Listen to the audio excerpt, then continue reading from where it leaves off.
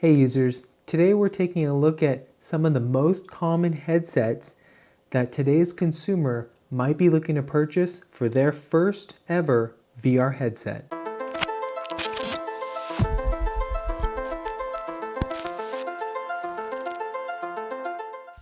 If you guys find this information helpful as far as putting headsets to headsets and comparing them, go ahead and hit that subscribe button, leave a like, leave a comment, let me know what you think, let me know of other headsets that you want to see compared, and again, thank you guys for watching. Welcome back users. Today on Beyond the Grid, we'll be going over some of the basic hardware items you need to enjoy VR today. Now you may have noticed some of the recent hype about recent released AAA VR titles as well as the coming VR titles for the back half of the year. They look really awesome, and if you're interested in getting into VR, here's some of the basics you need to know about the hardware that you need to enjoy VR. Now, we're going to be keeping it somewhat basic, but we'll be covering as broad as range as possible to apply to the most amount of people that could be looking to get into VR. Our review will be covering some of the main headsets that will probably most likely cover VR hardware for possibly the next 2 years. First, some fundamentals. There are two types of headsets currently on the market. There's PC connected and standalone headsets. The three we have here, the Rift S, the Index, and the Cosmos, are all PC connected headsets. The Oculus Quest is the only headset that we have that is standalone, meaning it does not require a gaming machine or a strong computer to drive like these other three. However, just note that even if you have a gaming laptop, some of these PC connected headsets might be an issue to connect to your gaming laptop because they do require a DisplayPort. There is an option for a mini DisplayPort adapter, but to my knowledge, the HDMI out and HDMI in port on your laptop, which may be your only visual connection, is not strong enough or does not have the bandwidth to support the data transfer that these headsets require. The Quest, on the other hand, requires no PC, no laptop. It is completely contained. This is all you need. It has all your processing power and storage built into the headset, as well as the audio solution and microphone. This is a standalone unit. Speaking of standalone headsets, while there are other standalone options on the market today, no one would argue that the Quest is pretty much the king of that arena right now. And while later in the year, in November, the Quest will gain the ability to connect to a computer to drive performance like these PC connected headsets, it does have some limitations that we'll go over later when we talk about the Quest. However, it does connect to its computer via USB-C, which may be the saving grace for some of those power laptop users that have a powerful laptop but no DisplayPort to connect it to. They could probably be saved by the Quest Link, which will be a USB-C connection. Our next thing we're going to cover is tracking. All the PC connected headsets and the standalone headsets have some kind of system to track the headset and the controller's location in a 3D space. The first type of tracking that we have is inside-out tracking, and that will be used by the Quest, the Cosmos, and the Oculus Rift S. Inside-out tracking means that cameras on the headset track the location of the headset and the controllers in space. So there's nothing, although you do need a PC connected to the headset, there's no other equipment required besides you holding on to the controllers. The headset does all the tracking. Now that is a change from base station tracking, which although VR, or at least consumer VR, started initially with base station tracking, which is what the Index uses, that requires you to have about a 3x3 cube, which looks like a mini speaker in a, we'll say like a security cam type position in your room, so one in each corner of your play space in an elevated position in order for the controller and the headset to be tracked. Now that's a little bit different because the cameras on the headset are not tracking the headset and the controllers. The base stations are relaying the location of those items in space. The base station tracking is considered the gold standard for accuracy, just noting that with inside-out tracking, although it is a little bit more convenient than the base station, it does add some weight to the headset, requiring that cameras be placed on the headset versus base station tracking, where you don't need the cameras on the headset to cover the full area of tracking that you want. The base stations will look outside in towards your play space to cover a large area. But note, the base stations do require an elevated position looking into the play space, and they do require a plug-in power source, so they do require to be powered as well. Speaking of tracking, controllers. There are two main types of controllers, and they match the type of tracking that you're using. You'll have both the Oculus controller and the Cosmos controller, which are both inside-out tracking controllers. They work in conjunction with their own headset so that the inside-out tracking can track the controller's position in space. Now, usually companies, cross-company, so HTC Vive and Oculus controllers, cannot be swapped between companies. They are not intercompatible. Base station controllers, like the Valve's Knuckles controller, they are tracked by the base stations, and they usually are compatible with any other headset that uses a base station tracking style system. Another note on controllers, all the controllers require some form of power, whether they take batteries, one or two, or they use interrechargeable batteries being recharged by USB-C or some other form. They all required some source of power. Now, I'm not going to deep dive into all the technical specs and numbers and cross resolutions and whatnot, but I will cover some screen metrics with you just so you have some general understanding when you're doing your research for your headset of some of the terms and some of the metrics that you want to consider when you're shopping for your VR headset. Now, there's a few things to note and a few terms that we'll go over just so you have a general understanding when people are talking screen specs on VR headsets to you. The first one is IPD, and that's important for you to get good visual clarity on any of these headsets, because that is the distance between your two eyes and the ability to adjust those lenses so that they are in the best possible position centered with the center of your eye. Now, we'll just kind of go through them really quickly and in more detail when I touch each headset, but all of them have some form of IPD adjustment.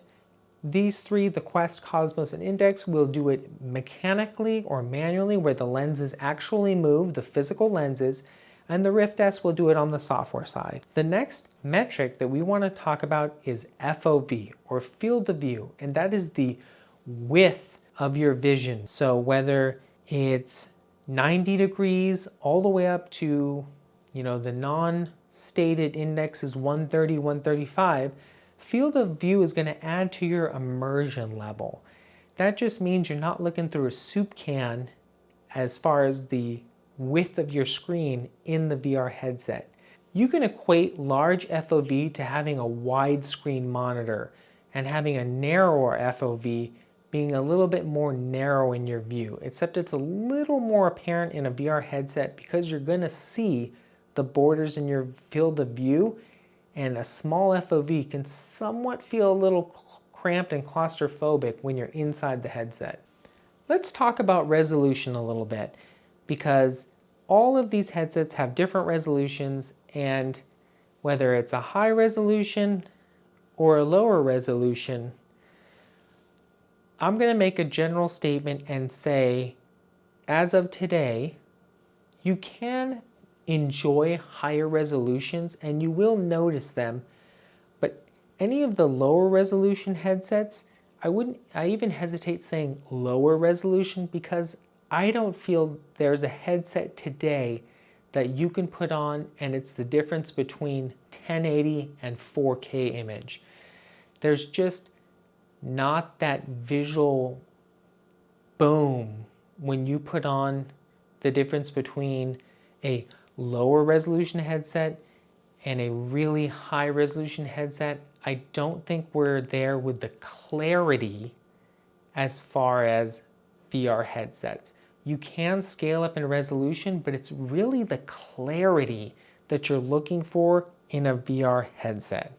And that's the clearness of the image, the crispness, the ability to read text well, not just necessarily the numbers on a piece of paper. And I'll go more into depth when I talk about each headset of my perception of their resolution. The next thing we want to talk about is panel type. These three use an LCD panel. The Quest uses an OLED panel. If you know somewhat about panel types, the LCDs tend to have a faster resolution, while the OLED seems to have deeper blacks and better contrast. Another note on panels, there are certain headsets like the Index that use two separate screens, one for each eye, while some of the other headsets will use a singular screen that both eyes are looking at. Speaking of LCD and OLED, the LCDs seem to benefit from higher refresh rates, all the way from 80 up to, if you can drive it, 144 Hertz, while the OLED, although it has better contrast, currently sits at about 72 Hertz, which is the bare minimum to avoid VR sickness, although there is claimed ability for it to go higher, but that's a topic for another video. Some other general statements about all these headsets is that all of them come with their form of audio and microphone solution. And we'll talk about a little bit about each, but just know that your audio and your microphone are all built into every headset. And all of them have the capability to go third party, whether that's microphone or headset. You all have an option to upgrade your sound, but they all do come with some kind of audio solution. If you have any questions, guys, at the beginning of this video, go ahead and ask them in the comments. If I don't answer them, someone else most definitely will. And let's move on to the individual headsets themselves. If you're new and you want more options, or you're an experienced VR person and you want other alternatives to these headsets, I'll talk about Pimax and Windows Mixed Reality headsets towards the end of the video, just so they get mentioned, as they are other options. These just tend to be the most mainstream consumer choices at this moment. First up in the buying guide, we have the Oculus Quest. They'll start at $400 for the 64 gigabyte and $500 for the 128 gigabyte version. If you want to see a little bit more detailed hardware touch and feel, go ahead and watch my unboxing video. Some quick specs on this guy, again, inside out tracking, 172 Hertz refresh rate, OLED, manual IPD adjustment, meaning the lenses move inside the headset, no PC required, with the option later coming for the Oculus Link to connect it to a PC if you have a PC that can drive Rift level graphics. Now, a lot of people said that the Oculus Link was a game changer and killer for the Rift S, although the main selling feature, and possibly the main thing that got early adopters into the Quest, was that it didn't need a PC. So I don't consider it so much of a game changer, as people who bought the Quest because they don't have a PC are not going to now go out and buy a $1,500 gaming computer so they can use Oculus Link. If anything, they would have done the reverse. Some things that the Quest does exceptionally well are its portability and its all-in-one solution. This is all you need to enjoy VR. That and the controllers that come with the unit. It's portable, take it to work, take it to friend's house. What it comes at a cost of is the level of graphics performance that you can drive from a mobile processor. Refresh rate is at 72 Hertz, although it's rumored that later in the year it might be able to go higher if the hardware is unlocked too. Your audio solution is not going to be super spectacular versus some of these larger headsets. Your comfort is going to be possibly compromised, and compromise is the wrong word, but you do have a front heavy unit because you have more hardware built into this front unit, seeing that all the processing, all the audio, all the tracking must live inside of this unit, and it does add some weight to the front of the unit. What you gain is unbridled freedom. Any room you want to play in, your living room, your office. I know my living room is much bigger than my office, and it's much more enjoyable in that larger play space for full room scale experiences on the Quest than being stuck in my office tethered to my PC. The other thing about the Quest is, sit on the couch, enjoy some of the multimedia options that it offers, as well as if you saw the Oculus Quest at the OC6 conference, you'll have noticed all of the social features that they're looking to import into the Quest. It's a really big focus for Oculus, which has their own content studio, and later in the year, because it's the main focus and growth vehicle for Oculus, you'll have some major updates coming, like the Link and as well as hand tracking in 2020. We'll come to the other side of the table and look at its brother, its PC-connected brother, the Oculus Rift S. Now this is a PC-connected headset starting at $400, uses inside-out tracking, has an 80 Hz LCD screen with digital IPD adjustment, which some may say has a narrower spectrum of IPD that it can go to, whether it's narrower or wider, which is true. And some people will argue that the digital IPD does an okay job, but for $400 for a PC connected headset that you can enjoy VR on, that has some of the best inside out tracking right now in the industry, it is a really good value. It is very hard to beat.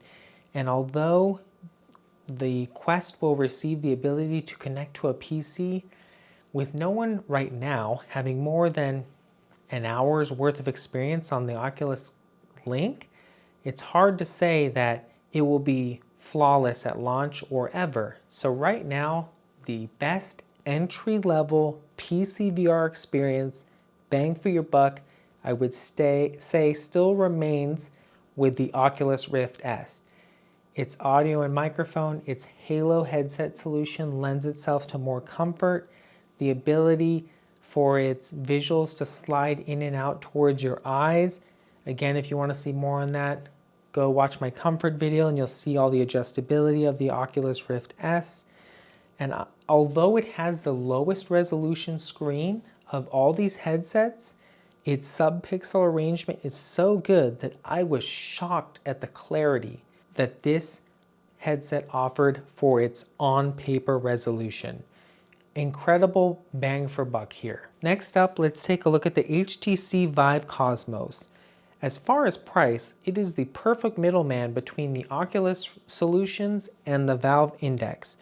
It has a very high resolution screen with good visuals, although it does tend to have a smaller sweet spot because of the flip-up design of the screen and the ability to get the visuals close to your eye, which also could possibly hurt its FOV.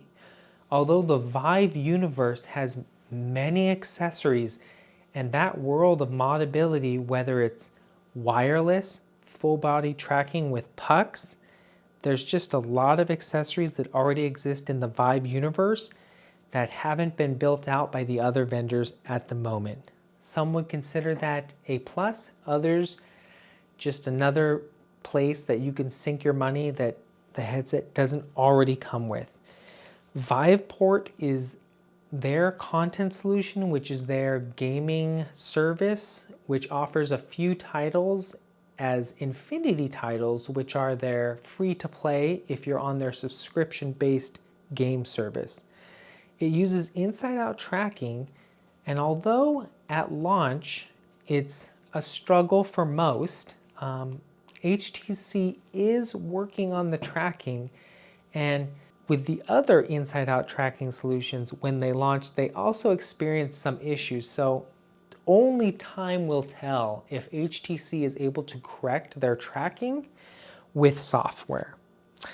The other item that we have on this guy is the flip-up design, and its IPD adjustment also moves the lenses mechanically inside the headset. Its audio solution is the attached floating point headphones that you've seen and that you can see further details on in my unboxing video, and that's the HTC Vive Cosmos. Let's take a look at the Valve Index. At $1,000 for the full kit, meaning the headset, the base stations, as this is a base station tracking headset, and the controllers, you're looking at the highest cost of entry for the Valve Index. Although some might say that base station tracking is a step back as it requires powered satellite stations to be set up at the corners of your room, it is currently the gold standard for accuracy in tracking both the headset and the controller through 3D space. Looking at the Valve Index's screen, it uses an LCD, 2 LCD panels, one for each eye, that have a refresh rate of 120 Hz and up to 144 Hz. Both refresh rates, please note, have to be driven by a powerful machine in order to hit those refresh rates. They don't just run by default at those refresh rates. You do need a more powerful machine to drive high refresh rates at a higher resolution. Now, if you're coming from a Gen 1 VR headset, which most all used base station tracking, you are able to buy just the headset and the Valve Knuckle controllers, which brings down the price of the full kit, which makes it a great upgrade option for those that were coming from the Gen 1 VR world. Some other things to note about the Valve Index is it definitely has a premium feel to it with plush foam, sturdy construction, a fantastic audio and mic solution. Its visuals are also some of the best with a large FOV. It is a fantastic all-round headset, and it should be for the price. It uses great fit adjustments both for IPD and distance of lens to eyes that really let you get that screen nice and close to your eyes, which grants that large FOV. The controllers are some of the most revolutionary and I would say future-proof controllers, using both full finger tracking, grip pressure sensitivity, and excellent feel with the ability to fully let go of the controller and have it still stay on your hand, which gives you that real immersion sense of grip and reality when grabbing objects in game. Some people would say that hand tracking is the future, but in some cases when you're grabbing objects, you want to feel something inside of your hand. So just note that. I would say this is also our most 2.0 headset, seeing that it has a lot of the features that everyone would like to see advanced on in a 2.0 VR headset. It even has an accessory port in the front of the screen that's open to modders to modify this headset. Although there have been no hardware modifications opened up or released for the Valve Index, I'm sure there will be soon people making use of that modding slot and connection for many years to come. So in conclusion, guys, while all of these are the most updated headsets from each of their respective manufacturers, I would say that none of them are a true 2.0 headset solution. The Valve Index coming the closest to that reality, having most every feature that we would want in a 2.0 headset. The update cycle for VR headsets appears to be quite long, at least from what we can tell from our OC6 keynote, which is Oculus's yearly Connect keynote about the state of VR. It seems like we are a few years off from true quantum leap VR headset changes, and we shouldn't expect too much changes in our hardware for VR headsets, at least in the next 3 years. Thank you guys for watching. If you guys like this video, hit the subscribe button, like or comment. I'll answer all of your questions that you leave in the comments, and thank you for watching. For those that are still here that want to know about Pimax and Windows Mixed Reality headsets, which aren't pictured here, if you're looking at super high-end, whether you're an experienced VR person or you're brand new to VR and you want the absolute most enthusiast headset Look towards Pimax, which builds super high-end headsets as far as resolution from 4K to 8K, which require extremely powerful machines, but offer some of the best resolutions and FOVs available on the market. The Windows Mixed Reality headsets are a great other option to some of these entry-level headsets. They offer some great visuals like the HP Reverb at the time of this video, although some of them only use a limited number of cameras, so you don't get the tracking volume or accuracy that some of these other performance headsets are driving, but they can be a cheaper alternative for getting your first taste of VR. Thank you for watching. Take care.